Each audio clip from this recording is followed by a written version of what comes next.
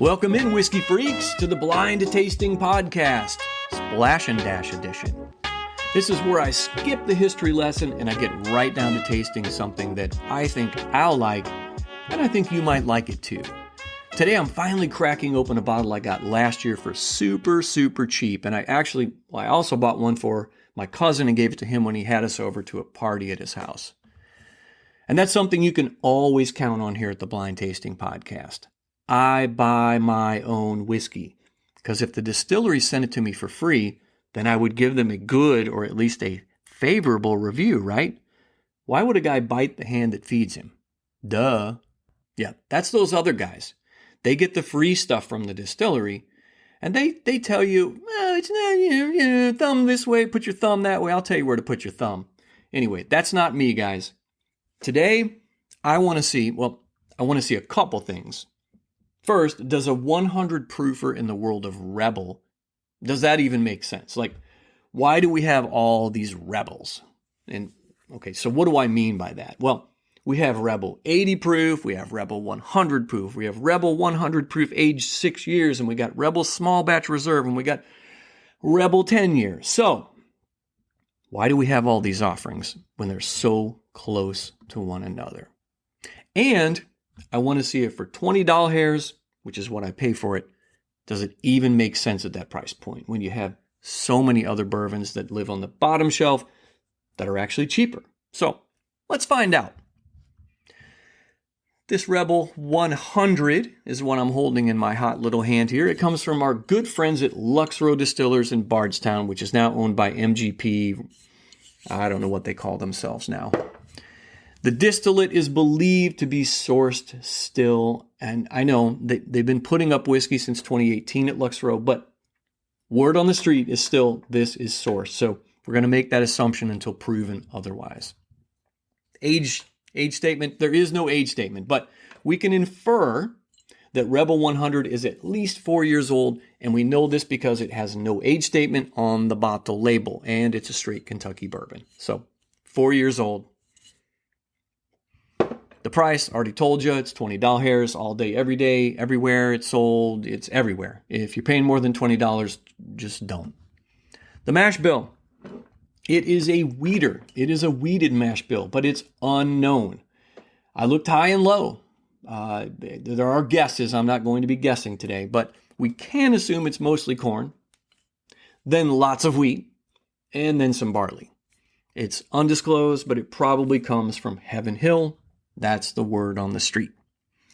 Let's get to drinking, folks. Let me pop this open. All right, whiskey freaks, let's be real. This podcast ain't free to make. And my wife, well, she's got questions about where all the money's going. So if you've ever enjoyed an episode here on the Blind Tasting Podcast and thought, man, this guy deserves a drink, well, now here's your chance. Head over to buymeacoffee.com/blindtastingpodcast. Toss a few bucks in the tip jar. It'll keep the podcast rolling, and it helps me prove to my wife that somebody out there thinks this was a good idea. Thanks for the support, whiskey freaks. That's buymeacoffee.com/blindtastingpodcast. Just $1 or $2 if you love what you're hearing. So appreciated, guys. Cheers to all of you. Now let's get back to the bourbon.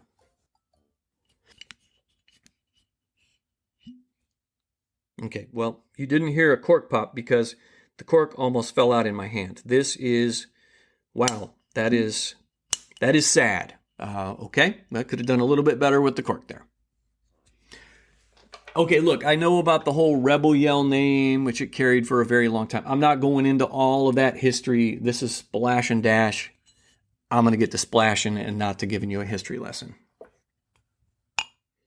Grab the closest glass I had, which is my Blind Tasting Podcast Etched Rocks glass. All right, I'm going to move it around in the glass. I'm going to swirl it, so to speak, and see what the legs look like. And the legs look weak. It is not gripping or rolling down the sides inside the glass. So that's the legs at this point. The color, and you know how I feel about the color, or at least what I say about the color whiskey. You never judge the color when it's in the bottle, looking at the bottle, and especially with Rebel, the label is big, the bottle is squatted short. You're going to want to pour it into your glass to really evaluate it. And, the color will sometimes give you an idea of the breadth of flavors you're about to put in your mouth. It's my opinion that the darker the hue of the whiskey, the deeper the flavors are going to be. I know I say it every time. It's not always true, but it is. Sometimes it is, most of the time. And I'm going to say it every single time. And to me, the color of this one, I'd call it straw yellow, so it's not too impressive right now. And, we know it's 4 years old, but honestly, it looks younger than that to me. But hey, straw yellow, we're going to go with that, right? Let me nose this thing.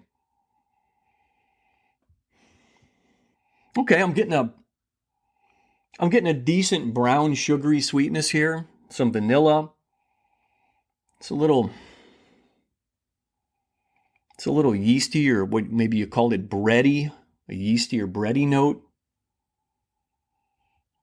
Maybe a smidge of citrus here. It doesn't come off terrible. It's got some potential here, kids. Let me get a sip of this. Okay, well, first, I've got zero mouthfeel. It's very thin. Call it weak, probably. As far as tasting notes, I'm getting a light brown sugar, a little bit of vanilla, nothing remarkable here. I need another sip, though. Hang on just a sec. So, I should mention I'm getting just a slightest bit of alcohol in the nose. It's barely enough to even mention, but it's there, so I'm mentioning it. And in addition to that brown sugariness and vanilla, there's really a nice clove in here. And I don't mean in a penetrating, harsh clovey, type of way, because I don't love heavy clove notes. But this is subtle, and it really adds to the flavor profile here. And it adds to it in a positive way. So that's a good thing. All right. There's a bit of a peppery note in here, but it's weak. It's a weak peppery note. Would like it to be a little bit more pronounced. Maybe a little bit of oak in here to go along with that peppery note, kind of holding hands or giving each other a hug. I don't know. Whatever kind of impression that puts in your mind. But nothing here is really hitting for me. It's like a 4-cylinder engine that's only hitting on 3 cylinders. That's kind of the best way I can describe it. Let me take one more sip and then I can talk about the finish. Yeah, it's unremarkable. I mean, that's the best way I can say it. It isn't terrible. It isn't great. It isn't the worst thing I've had, and it surely isn't the best thing I've had. So, what's the verdict? Well, we'll find out after the money spot. Are you looking to update your bar or man cave with some great photographs or wall art? Head over to Etsy at famousdocs.etsy.com and pick up some fantastic prohibition, whiskey, and gangster-related photographs and art. Okay, guys, you got to check this stuff out. They've got pictures of photographs of Al Capone, John Dillinger, Bonnie and Clyde. They've got posters. They've got cool photos of the Prohibition era, all that kind of good stuff. And if you purchase 4 or more items, you'll get 20% off your entire order for a limited time. Head over to famousdocs.etsy.com, famousdocs.etsy.com. Now, on the Blind Tasting Podcast, we have 3 verdict options. Are we going to keep it, collect it, or cull it? To keep it means to proudly display it in your liquor cabinet or bar. This stuff's good for a pour anytime, but there's really no need to stock up on it since it's always available. Collect it. Grab another bottle, or maybe 2 since you find it so darn delicious, or it just may not be easy to get your hands on. Cull it. Use it to loosen rusty bolts or sanitize a dirty toilet. In the case of Rebel 100 Straight Bourbon Whiskey, I say, keep it. Barely. And I hate pouring out whiskey, so I'm not going to pour it down the drain or use it to clean a dirty toilet. But check this out. I've got an awesome idea for this Rebel 100. Just hang on one second here. I need to grab something. This is going to take less than 15 seconds. Hold on. I got to head to the fridge. Hang on.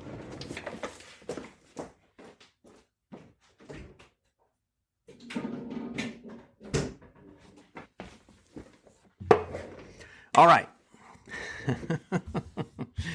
So I've got in my hot little hand here a bottle of delicious and super caffeinated Ale 8-1 soda, or pop or Coke if you're from the South. But this, my friends, is soda because I'm in Illinois. So you're probably wondering, Stark, what the hell is Ale 8-1 blackberry soda? Well, Ale 8-1 blackberry soda, according to them, I'm looking at it here, blends ginger citrus with real blackberry flavor, offering a smooth, lightly sweet soda taste that's refreshing on its own or perfect for mixing with bourbon. It's another Kentucky product, and I've been drinking it since I met my wife over 25 years ago. So when we go to Kentucky, we grab bourbon, and we also grab Ale 8-1, and they have it in a citrus flavor. They have it in, there's 2 or 3 other flavors. I think they have an orange, and this one is my favorite. It's blackberry. Let me open this bottle, and I'm going to do the thing. There we go. Oh, yes. So I am going to turn this Rebel 100 kind of bummer into a winner today. And how am I going to do that? I'm going to give you my recipe for a blackberry Kentucky Mule using blackberry Ale 8-1. And this recipe consists of 2 ounces of bourbon, which I have in my glass. Rebel 100 works great for that because we're mixing. I've got lime juice. Let me put a 1/2 ounce of lime juice in there. I am a trained professional, so I don't have to measure. And I'm going to use, they say you can use 4 to 6 ounces Ale 8-1 blackberry. I am going to use 4 ounces of Ale 8.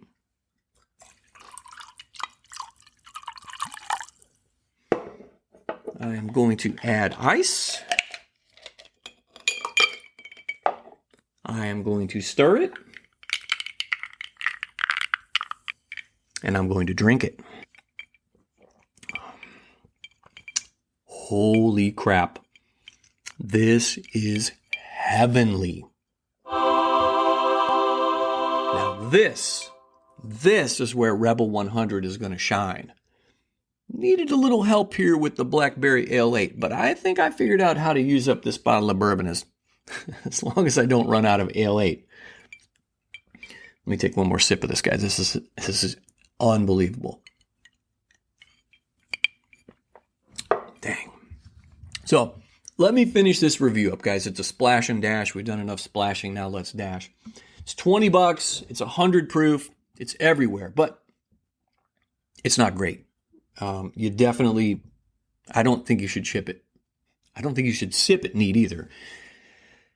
And I'm asking myself, why on earth would the good folks at Lux Row give us a 100 proofer that you can't really sip? I mean, what's it good for? Well, it's terrific if you want a high octane cocktail like a Kentucky Mule, and you can take it up a notch by mixing it with Ale 8-1, which is also from Kentucky. Let me put this into perspective. If you want a terrific sipper for $20, I would get, and it's from, I need another drink here. If you want a sipper for $20, the folks at Lux Row, our good friends, they've got Ezra Brooks 99. It's a solid sip. I've reviewed it before. Go back and listen to my review a couple months back. It's $20 or $22, I think, at the most, right?